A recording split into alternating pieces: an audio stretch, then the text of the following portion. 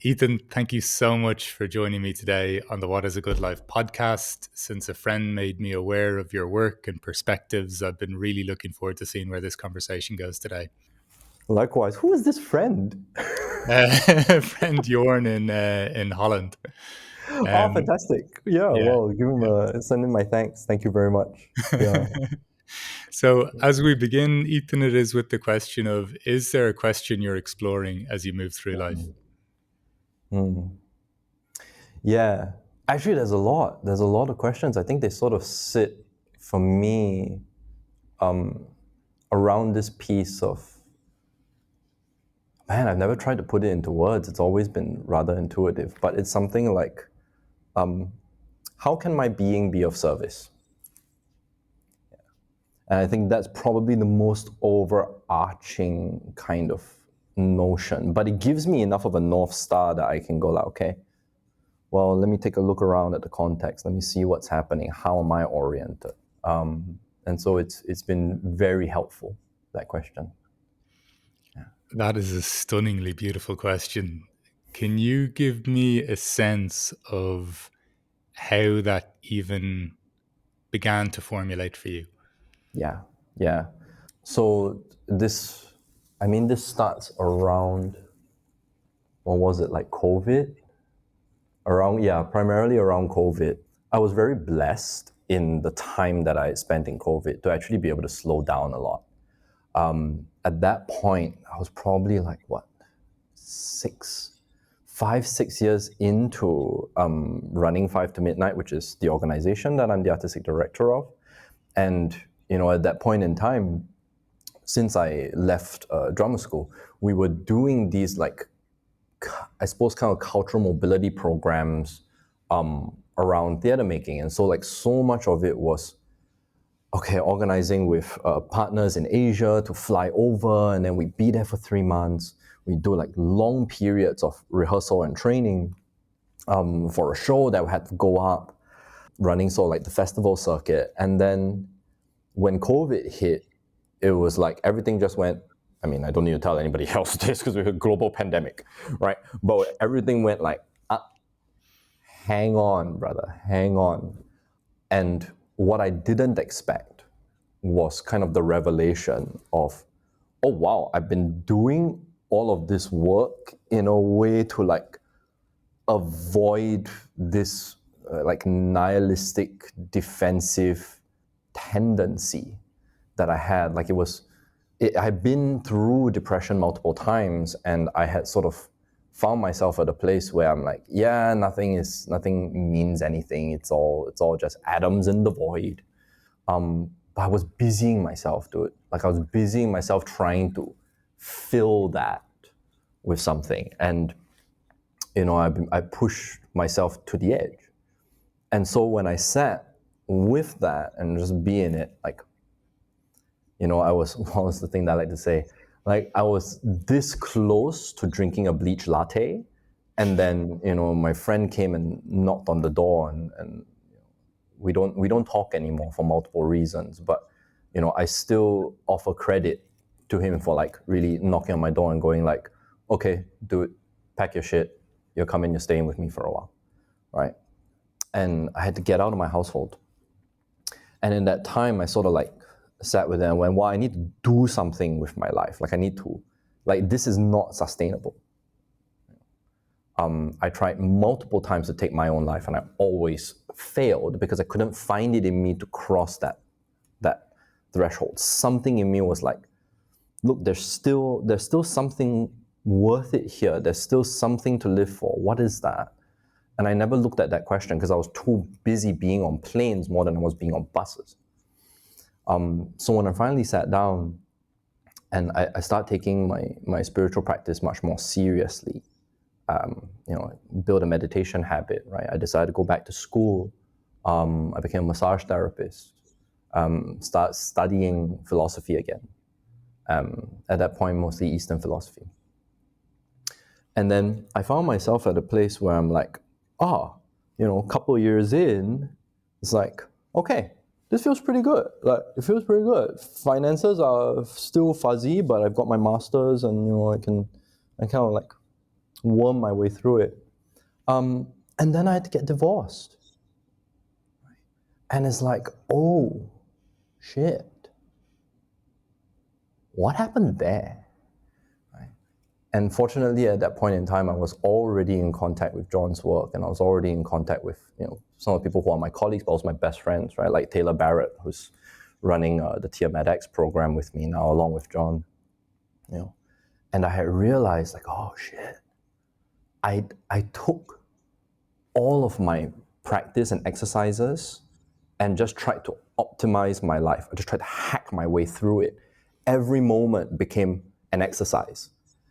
And I hit that wall of, oh, I've done so much of the self-work that it's become a full-time job, but it's also robbed me of what I'm actually doing that work for. And the person who I imagine suffered the impact of that the most was my ex-wife, because it's like, dude, we don't watch TV anymore. Like, our conversations have now just become like authentic relating games. Jesus, right? And I'm like, well, hearing you say that, and it's like, oh, you see that? Like, and I had to really sit back and sort of go like, oh man, no, something is wrong here. It's like when the self-work becomes too self-involved. Now we're at a point where it's like, hey, the rubber hits the road. It's got to be in orientation to something greater than myself, beyond myself. And I'm blessed to be surrounded by people who kind of like grab me by the shoulders and shake me. It's like, yo, do you see what you're looking at? You're looking at your navel. Lift your head, right? Like, see who you're in relationship with. What are you in contact with? How's that landing right now? And I had to take on multiple years of doing that just to retune, right, from the overcorrection.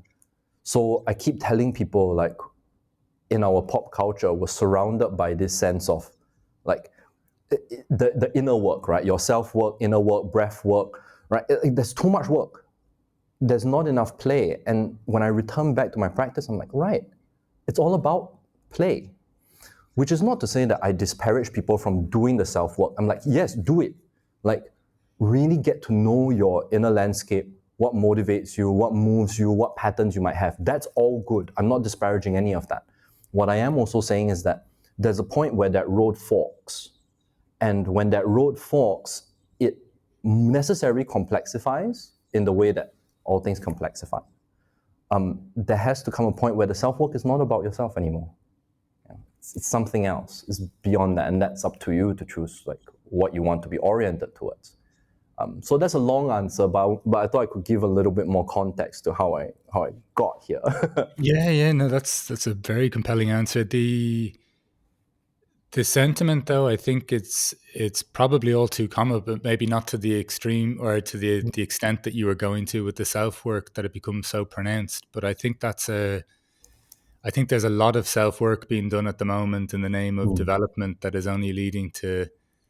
Narcissism would be a strong word, if you know what I mean, but just this very self centered focus and really completely undercuts or mitigates the impact of other people in your life. You know, Yeah. the significance of what they can see in us that we will never be able to see, and just the appreciation that we're this ongoing becoming like experience, really. So there's always going to be something out of our reach in that sense. For Mm-hmm. you, just I know you mentioned with your wife or your ex-wife there, that was one example of it. Were there signs before that for you, like in terms of just that this is there's significant limitations to this particular path?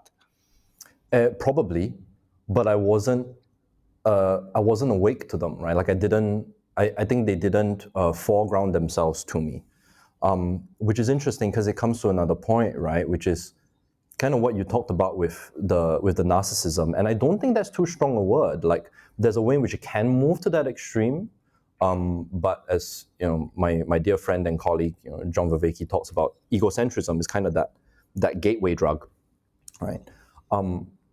So much of what has really supported and bolstered practice is doing it with other people, because the collective, in a way, in all of its individual nodes, can highlight something that I might not be seeing. So we often say this, that's a joke, whatever, maybe it's a joke, right? If you're saying you're in practice and one person tells you you're a horse, right, you could probably ignore them.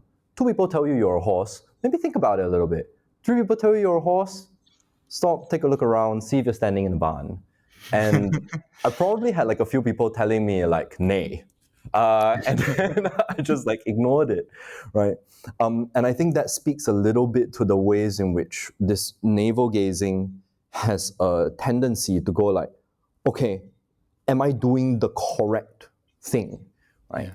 But as I don't know if you've read, say Tom Morgan's blog, right? But I had a pleasure of meeting Tom a couple of months ago, and we were having dinner, and he was saying that he said it in good faith, so I think he wouldn't mind this. He said it's an appreciation to his wife, because he gets quite obsessive with things in the same way that I do. Like he dives deep into John and Ian McGilchrist's work, as do I, right?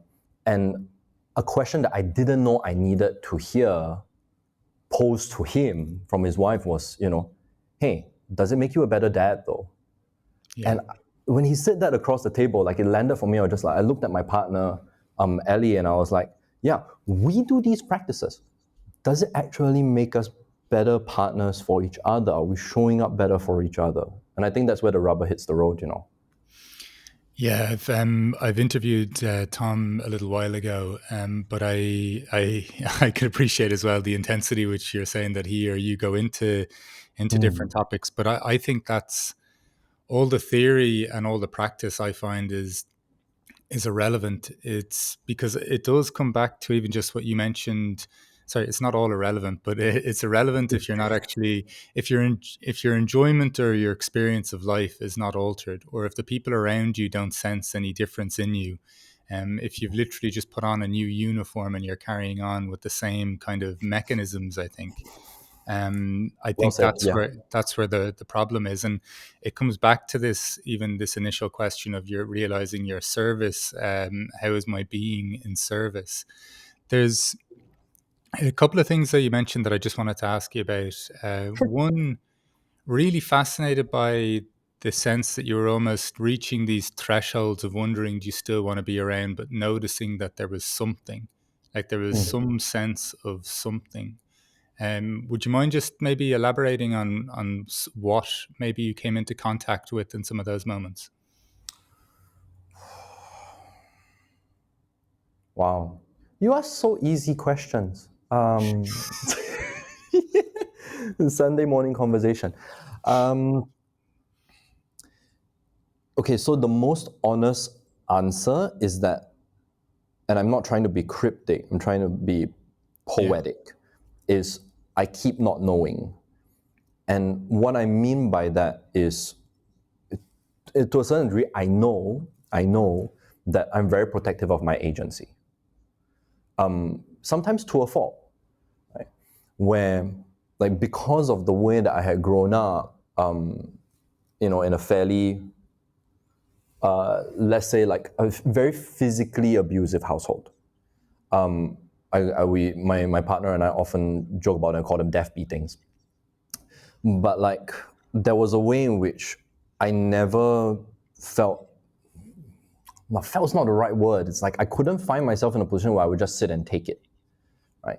So I would try and find different ways to dodge, to push back, to go around it, right? So there's always this kind of more exploratory kind of piece to just navigate, even in strife, right? Even in under threat. And I think, for lack of a better term, it gave me a certain kind of resilience. That also meant that as I was growing up and I internalized the kind of threat that I feel and then blame the world for it, right? Blame the universe for it. Like, oh, this meaningless, all capitalism is this shit, it's like all these rich people, all these, X, X, Y, Y, Z, Z kind of people. I can tag that label on, but it still provokes that question of, yes, and what are you going to do about it, right? Like, how are you maneuvering around that? Because if I grew up in threat and I see the world as threatening and I could move around and navigate the domestic individual threat, I can still, by virtue of the logical progression of that argument, I should be able to live in a world where I feel threatened. Right? Now, the question that I keep not knowing is, what are you going to do about it? Right? Like, I hardly ever say, like, oh, I can't do this. It's more like, okay, you're having trouble. What do you need?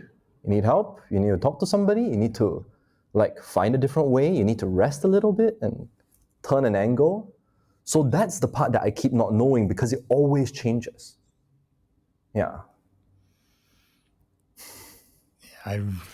That sentiment, I think there's a famous Zen expression of not knowing is most intimate. And there's something about the appreciation of not knowing and it kind of turning into, I sense anyway for me, a curiosity more around presence and what is here and what I don't know.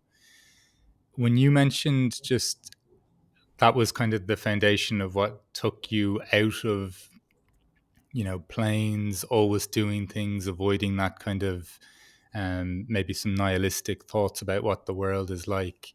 Can you start to give me a sense of how you moved more into play and more of an awareness of this service in being? Did I move into it? Is that what I did? Or did I move back towards it? Non-dual, let's fold in both, right? So at the risk of becoming very complex, it's something like I had to go back to go forward.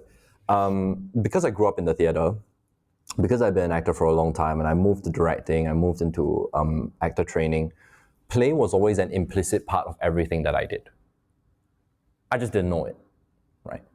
But it gave me a particular foundation from which I think that's where that exploratory piece comes from. Like there is always a playful agency that's available to me, but it was like, I'll use a gesture to illustrate this. Like I'm looking through it, but I didn't know that that's what it was, right? So when COVID came around, it gave me the opportunity to step out of the frame that I was looking at and went, oh shit, there's actually like play here. This is how I've been looking at the world.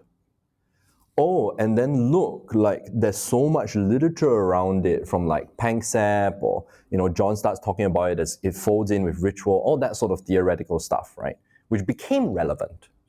Before that, it was just the means by which I did anything, So when I started to kind of like fold that in, I can then say, okay, now I have a sense of opacity of the frame, like I know how I'm looking through it. I can now put it intentionally on. And if I do that, and I'm just borrowing John's metaphors here, right? But it's like now I can put that back on and I can go, okay, well, how would I like to introduce more play into my life? And then as I go through that, it's like, oh, I guess it's always available, which is funny because like I take my work very seriously. Don't get me wrong. But what seemed to kind of like turn that dial for me was when I play or I come into a workshop with a playful orientation, and that might just be, some toilet humor here, right? Or just like a funny turn of phrase here, or just the way that I'm with people. That's not like you're doing this wrong. No, but like I really want to get to know you, right? Then something happens. They like develop in front of me. They like grow in front of me, and it's cool to see people in my containers. Like we repeat exercises that you can see them change and do different things all the time. Even a tiny shift, and then I start to track that longer pattern. And I say this as an artist. For me, there's nothing more beautiful than that, to my mind.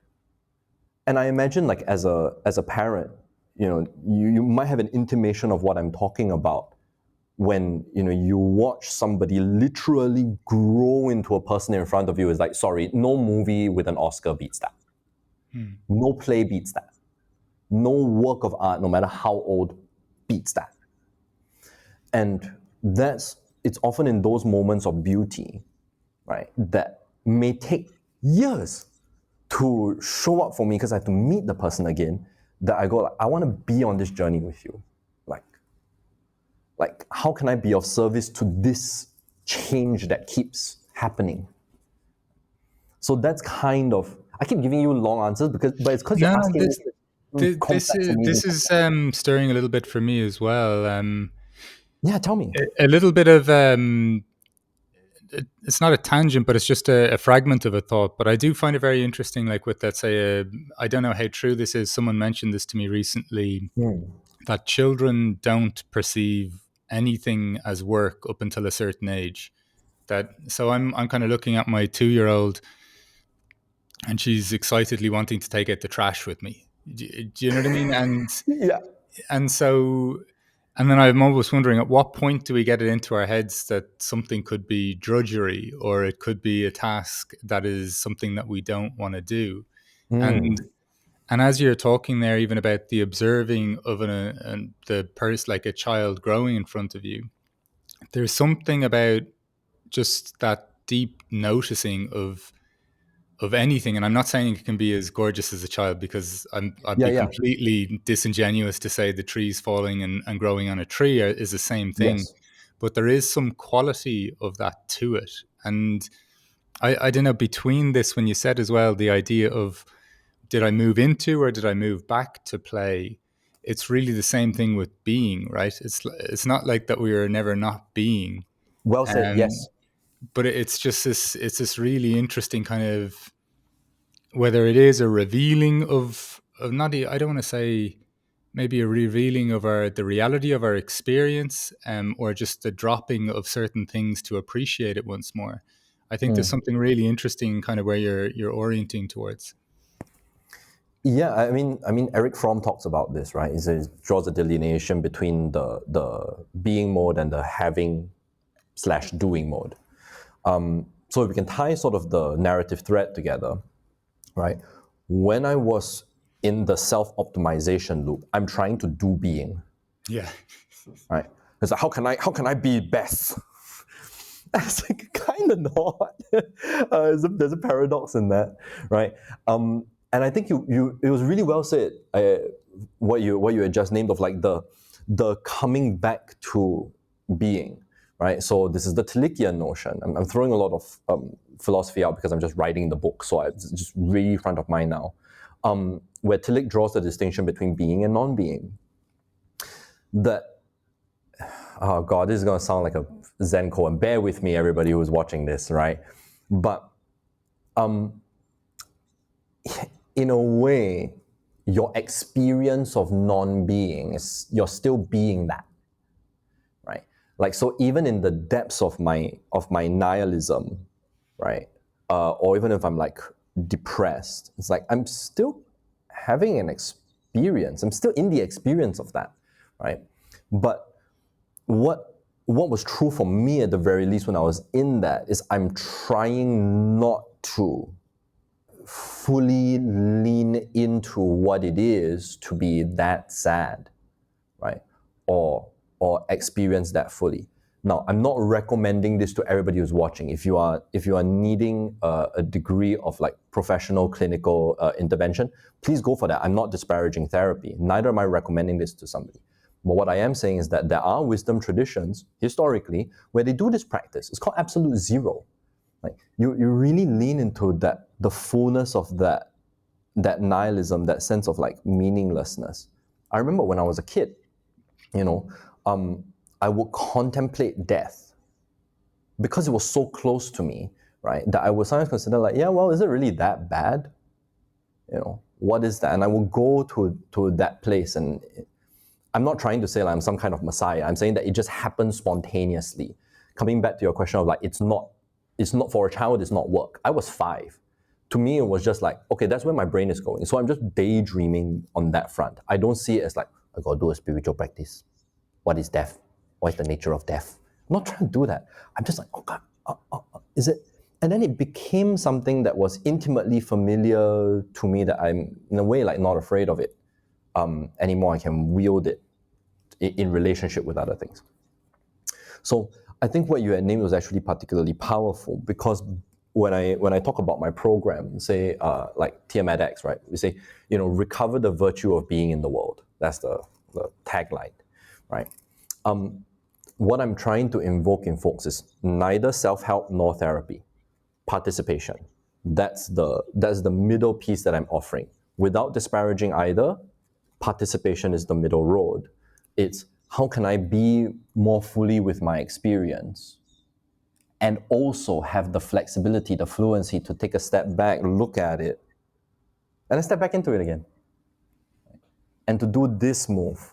Because if we unlock this plane, I think there's far more affordances that open up. And if you go at that with a playful orientation, no matter what pushes back, you can find a way to right, and move around it or be with it in a more alive way.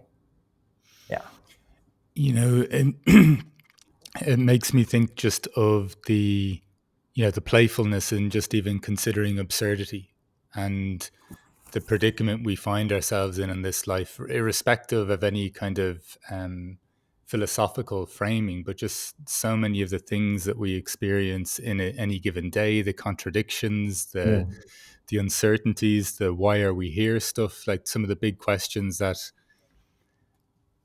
perhaps that we'll never know an answer to unless you have a certain belief, or maybe you've had some sort of insight or practice that has revealed something. But for you, just really curious as to what that was like in terms of more being with the experience of life as opposed to, let's say, even the example of trying to do being. What were some of the initial kind of murmurings or loosenings there? Wow, it's really varied, to be Mm, honest. I think the closest maybe helpful, quote unquote helpful kind of like phrasing for it is like letting it in. Right. So okay. Maybe the contrast will help. For a period of time I was looking at like, okay, what's actually happening in the phenomenology of intellectual bypassing? Because I was concerned that there's a way in which we're offering people these tools, these sentence stems, go do the thing that I was doing being. But then it became a way to actually like bypass what's happening for me in my experience. But we do that semantically, right? We do that with words, verbally.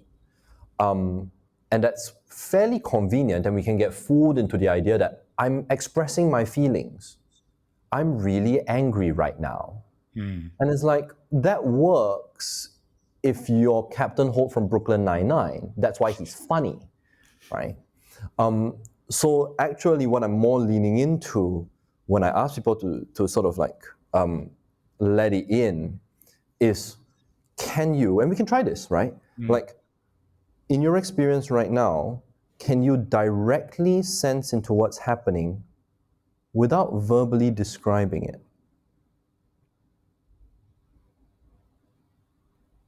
Can you experience that fully? Now, you might be tempted to go like, oh, I feel heavy or I feel tired. Try and resist that temptation. That's the tag. But if you know that the experience is never going to be fully encapsulated by 6 to 8 letters, right? What is that?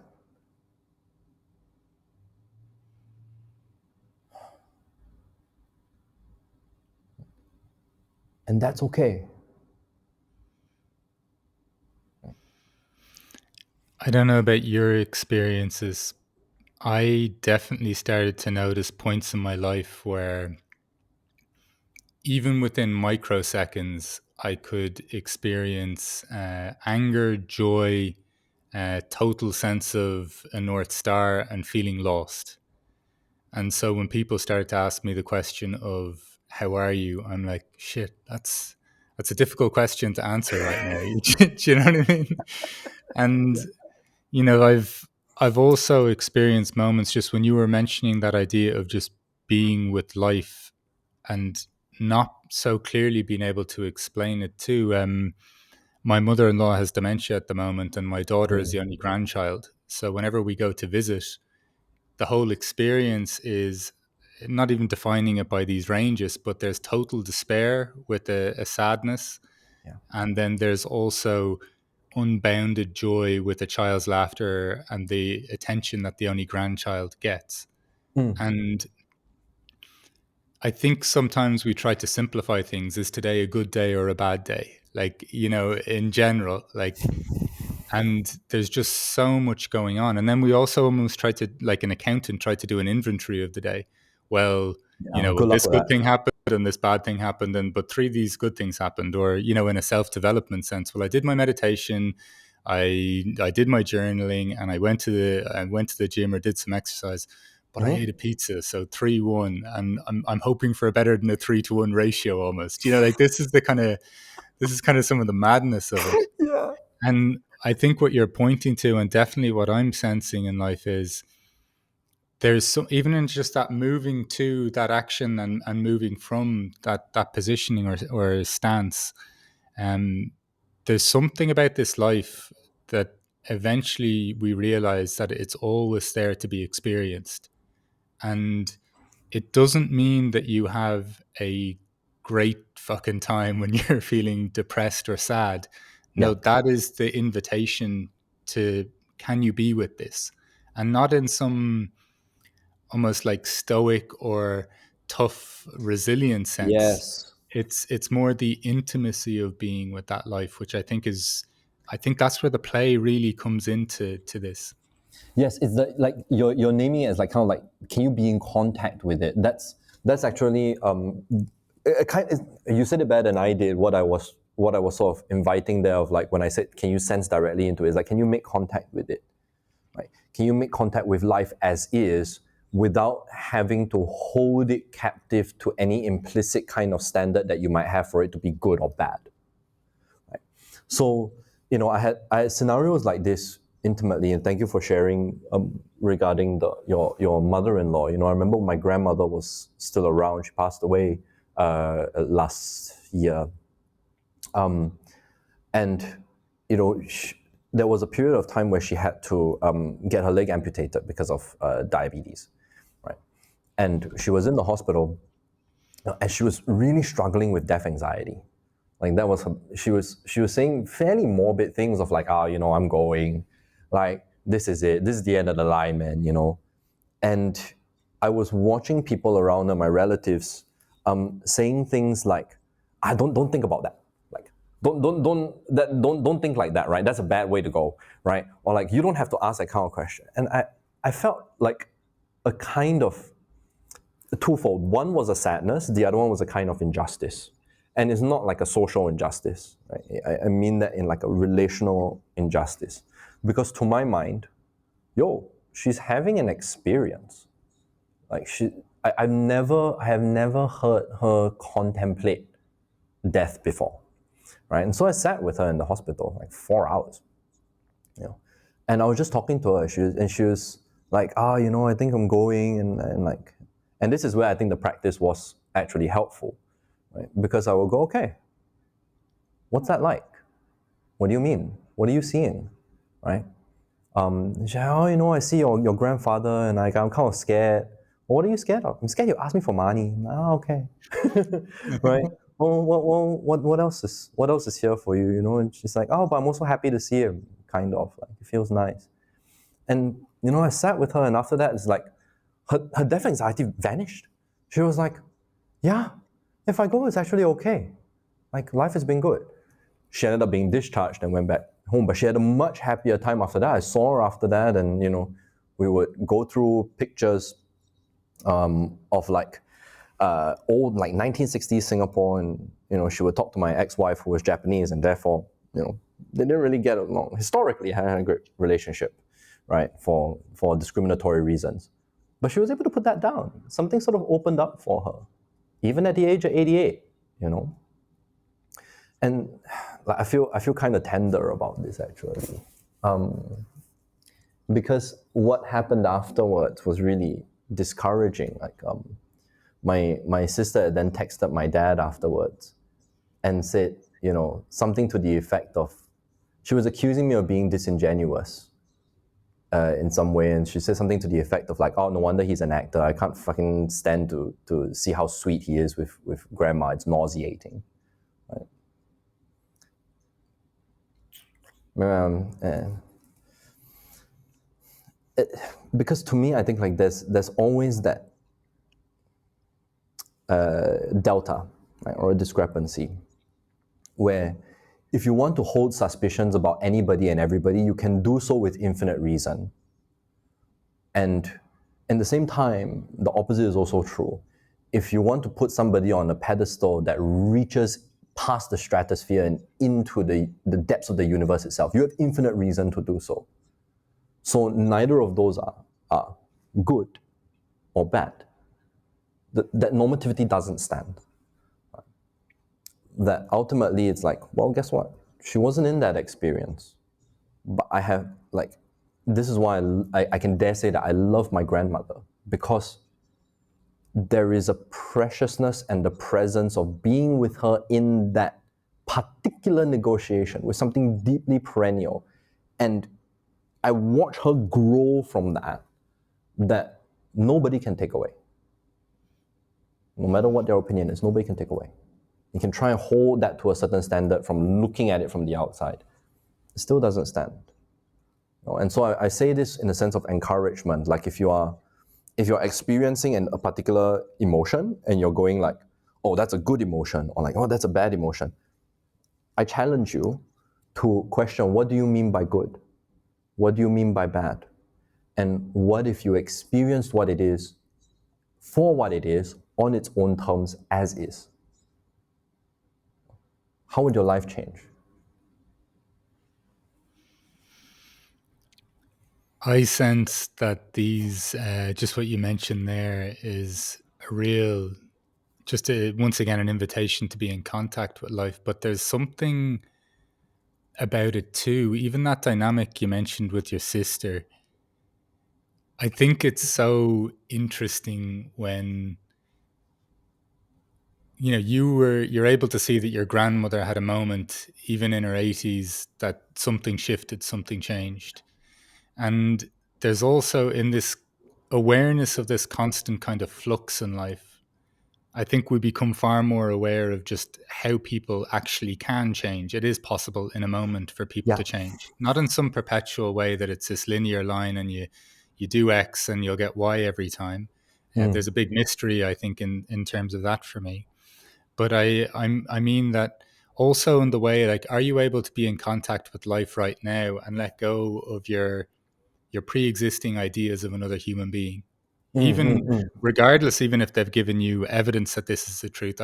It's kind of like when I think probably a pretty typical experience for people is they come to a lot of these new ideas and everyone in their new group accepts them almost as this totally changed person, and Yeah. they're it's almost they're beyond where they are almost because they're not aware of everything else. And then by contrast, people who've only known you another way assume that that will carry on forever as well. Mm-hmm. And both circumstances are or especially with the idea that I think there's a real, if we're going to let this life flow, if we're going to fall more into a sense of being, we almost have to stop trapping each other by what we know of each other as well. And there's almost just that kind of intimacy of what am I experiencing from them right now? It will be impossible, obviously, to let go of stories, experiences, and things of this nature. But I think it points to something just really beautiful around the possibility of life that I don't think we always allow each other to or support each other to do, if you get me. Yeah, I mean, there's a part of me that sort of grieves for that a little bit, Mm. because the extent to which that is actually like self-destructive, I think is not known to most people. So we've been talking for 42 minutes. Right? In that 42 minutes, the story that I had of you before has shifted drastically, right? So I went from not knowing anything about you, right, to one, really appreciating the brogue. Are you Irish? Yeah, I'm Irish. Yeah, yeah. Yeah. right? It's a beautiful accent. I agree with you. It's actually enrapturing, and I do a shitty Irish brogue, but I had to resist the temptation to sort of like come up and meet it just We'll see because at the end. Yeah. I can. But also, like I really started to like the way that it's unfolding for me is like you're really really sharp, and I mean that in the sense of like the precision by which you ask questions and you're tracking a certain, I see you tracking a certain narrative flow of where we started, what I've aired, and you're not running off a checklist of what's the next most interesting question. There's a way in which you're threading it, which I'm really appreciating, and that calls for me a kind of like, great, okay, there's a kinship here because I do the same thing, right? Like we mature by encountering other people and internalizing them, right? So if we continue exploring a relationship together, I can expect there to be a kind of like inner Mark, right? In the way that there is, for me, an inner John and an inner Taylor and an inner Ellie, right? And they form a symphony, a crowd of people here, like like an internal sangha. If I don't allow these people to change in my perception, right? If I don't see you again, meaning, and that's the proper meaning of respect, right? To respectate, to see again. If I don't allow that to happen, you cannot change to me because I'm holding on to my version of you. That means the inner Mark that I have cannot change, which means that inner Mark cannot influence me and then I can't change. Yeah. Because I lose the dynamic quality of who you are. So this is the model of what John and I call the dialogical self, right? The interactions and the relations that we share with people outside, right? In the material kind of finite plane, right? Also moves itself into the transcendental plane, right? To use the Kantian terminology, right? You're not a god to me. You are an aspect of my experience that is detached enough that, guess what? It can shift my perspective. And if this sounds woo-woo to you, hang on for a second. This is developmental psychology at its basis. This is the indwelling internalization principle. Right? It's Vygotsky, Piagetian. It's all the way straight through. That's how your children grow up as persons because they learn to internalize you. And what I'm saying is, coming back to your point earlier of, yeah, kids don't see work as work. At what point does it become drudgery, right? I would say it's not just about work. It's social. It's cultural. At some point, we stop doing that. I can explicate why, but that will be an hour-long lecture, right? I'll go leave something for folks. But at some point, we stop doing that. We become too identified with who we think we are. And I think that's where the sort of authenticity piece, the autonomous buffered self-regulation, self-work, self-everything, it's like, bro. Hang on. There's other people too. You share the world. We share a world together. Yeah. How would you describe your relationships with your identity of yourself? Oh my god, it's so playful. It's complicated.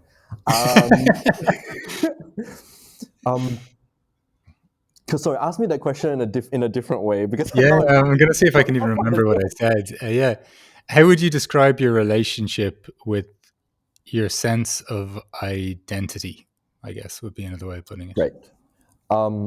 It's loose. We are friends with benefits at best that might have crossed the line into a little bit too much intimacy. So what I mean by that is not that I've made the joke, I got to actually like qualify it and make it work. Okay. My experience of identity is one of I'm not too attached to it, right? So let's say now, like I'm a podcast guest. Sure. I'm also a guitar player.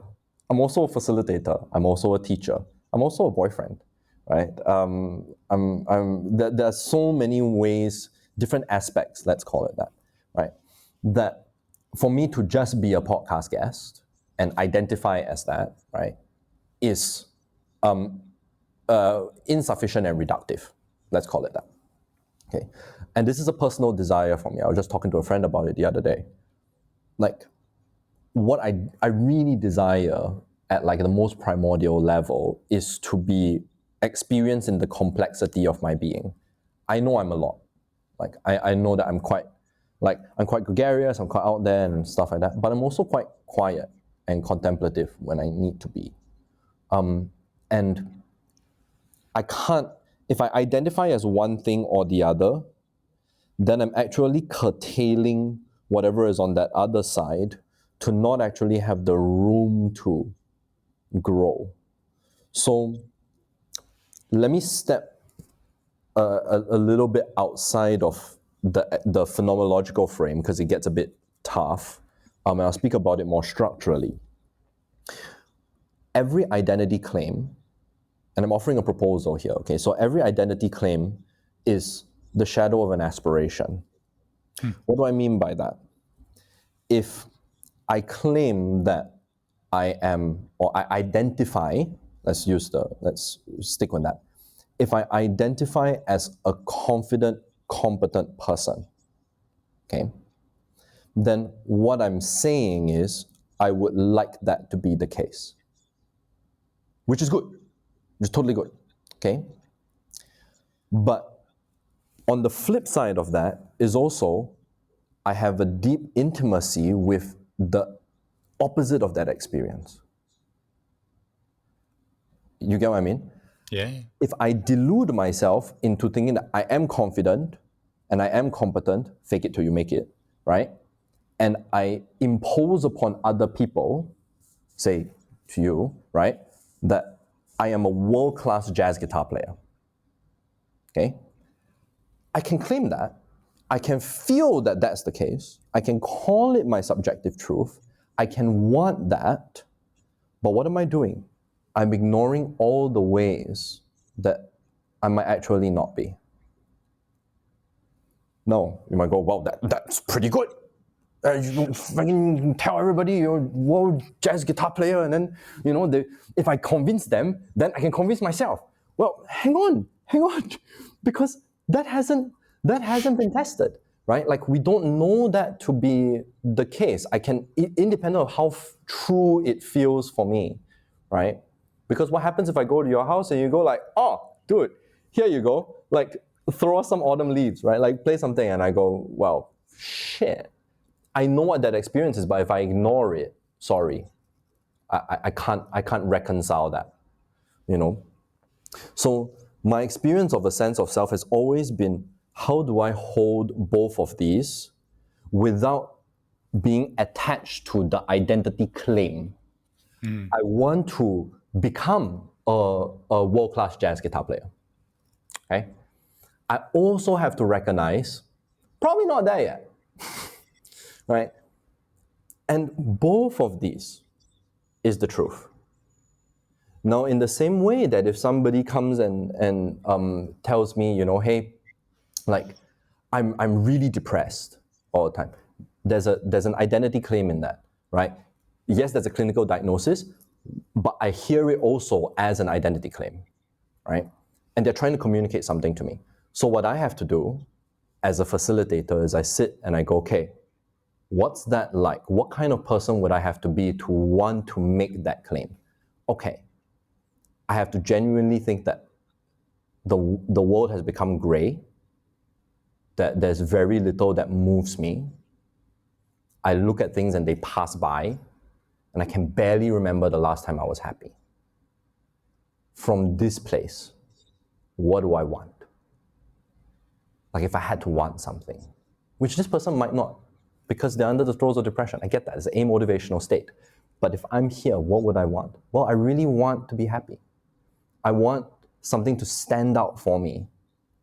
I want to be able to get out of bed and not feel like it's a chore.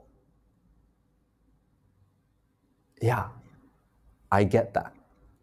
I might not be depressed, but I've had days like that too. And I can meet you there, right? And from that place, I can start to do some holding, I can do some work. Right? And there's an experience of life there, which if I don't want to go there, circling back around to what we're talking about, if I don't want to go there, that's another person that I can't encounter.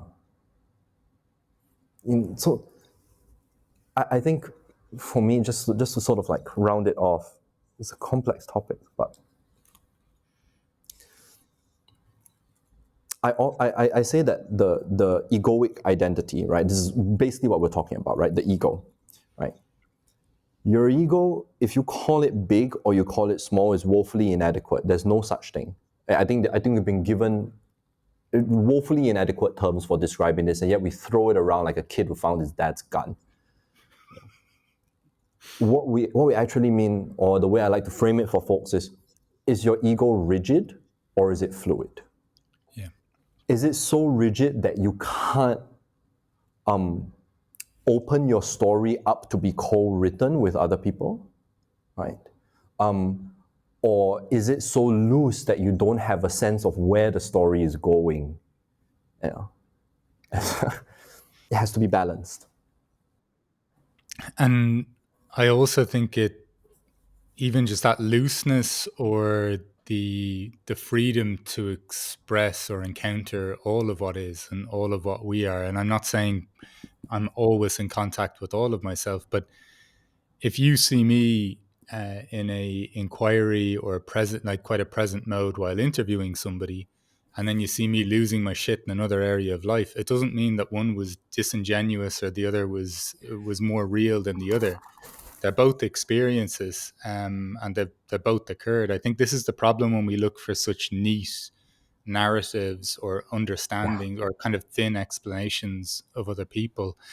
There is one question that I did want to ask you, that when you moved, and just even earlier in the conversation when you were talking about being and just the body movement and contortions Yeah. and the idea of play, really curious around the role of the body or movement in the context of your sense of being.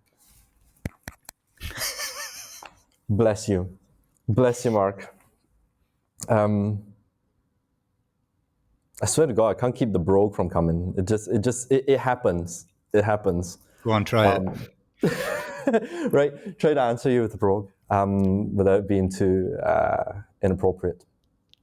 Oh, I feel disgusted. I'm going to stop. Because before it starts going Scottish.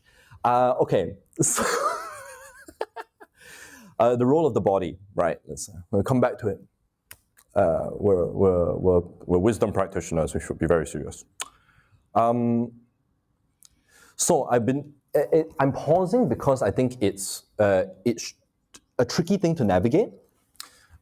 Mostly because we haven't quite come to a shared understanding, and by we I mean like different practitioners or scholars or across the field, really come to a consensus of what we mean when we talk about embodied. It's leveled in such a way that it can mean anything from like very granular, high resolution somatic experience, all the way to just the general broad category of what it is to be a living, complex dynamical system, right? So I don't want to cut anything off at the edges, right? But I will propose sort of how I consider it, because that was your question. So I want to meet it in good faith there.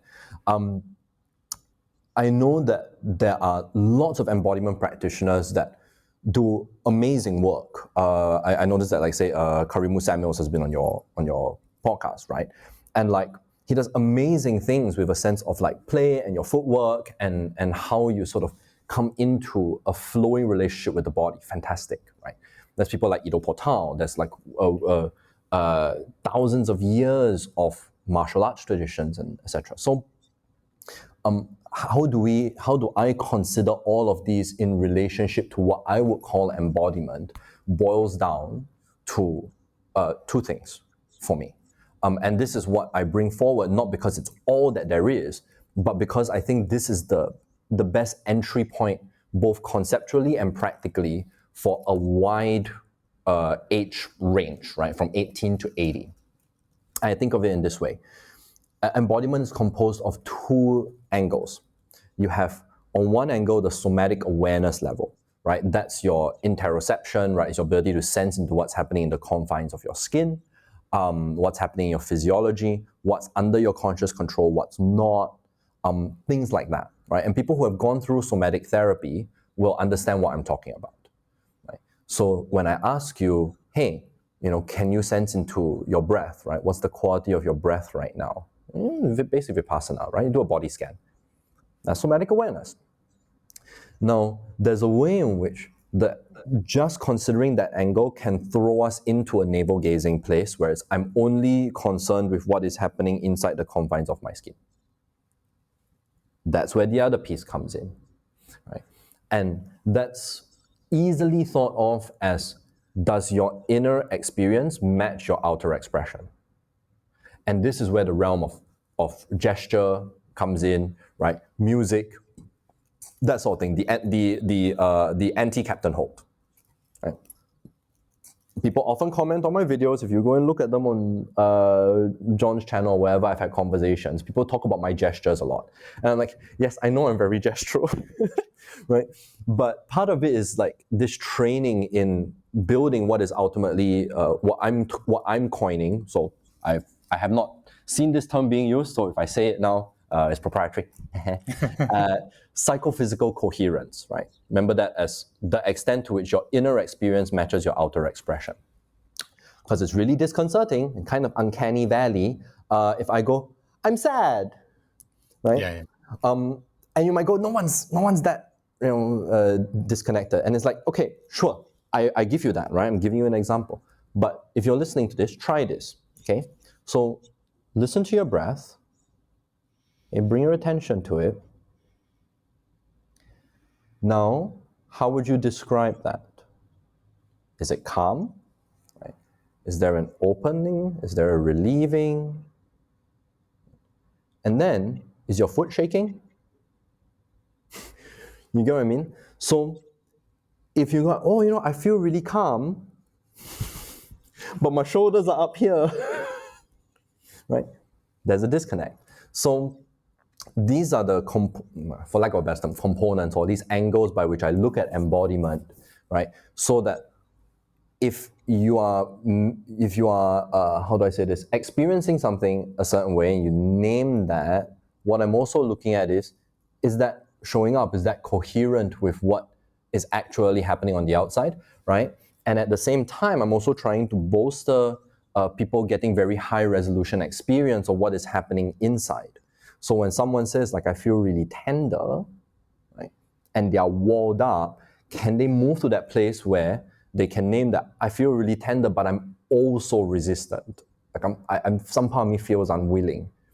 Just being able to give words to that can really help people around you understand what's happening, because they can see it, they can hear it, and then you have a higher probability of being understood and being seen in that. And that's not performativity. Performativity is judging yourself by some implicit normative standard. We've talked about that already, right? Go into the experience. Check with other people. Is that what you're seeing? I feel angry, but is that coming across for you? I feel nervous. Do I look that way? Like, is that how I appear? And we have exercises to do that, just to help cohere that. Especially in the age of social media, this is very difficult because we all sort of walk around with a certain awareness of how we appear, but our Paleolithic systems, these systems are 570 billion years old. They haven't adapted to the iPhone 17 Pro. So we don't actually know, how do I reconcile what I think I look like versus how I feel and how I appear to other people and how I might need to shift. And if that's my normativity, or if this is where I want to belong, what am I? I'm screwed. I'm screwed, basically. Yeah. You You did say something there though that I think is just from my own experience. It's and I won't repeat your proprietary term as I haven't licensed it. But for me, I've written before about a sense of just inner and outer coherence, and it's so simple. But if I'm experiencing that, irrespective of the judgment of an experience, Mm. I think that's pretty foundational, or a cornerstone at least, of what I would sense a good life to be. And I think throughout this conversation, even from your initial expressions of how can I be of service, how can my being be of service, explorations of things and ways in which we get caught, ways in which we trap ourselves and trap each other, and ways in which we move away from perhaps our contact with whatever life presently is. Yeah. And just even these senses here of embodiment, I think there's some beautiful ways into, I'm not trying to make a formula out of being, but even to express maybe some of this presence, which I think is fundamentally important. But really curious to ask you now, Ethan, the question of what is a good life for you?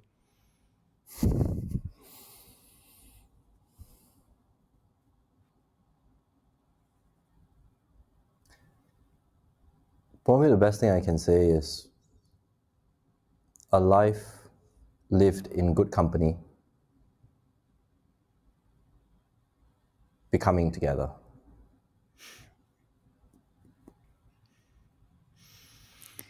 Beautifully put, and thank you for such good company this morning here, and well, at least in Berlin time, anyhow. And Likewise. much appreciated, Ethan, and thank you so much for joining us today on the What is a Good Life podcast. Thank you for having me, Mark. Bless you. Thank you.